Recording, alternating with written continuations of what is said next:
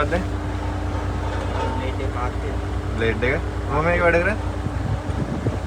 වදී අරගෙන යනවා. ඊට වඩා උඩ ස්විච් එක. උඩ එකේ. මේකේ නෑ ඊට උඩේ මේක.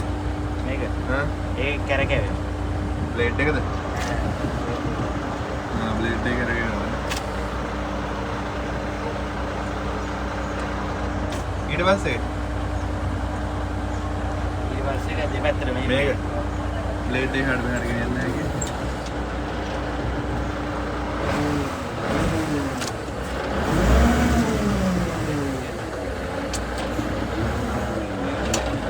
ඒක හැඩේ තිබ්බ නැත්නම් යන්නේ නැහැ නේ.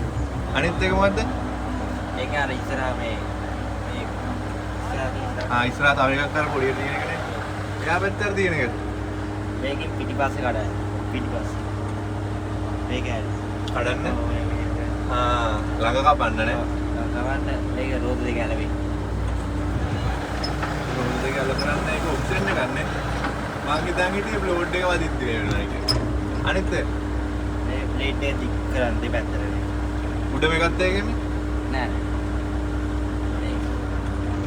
අර දික් කරන්න නේ. උඩ මේක මොකද්ද?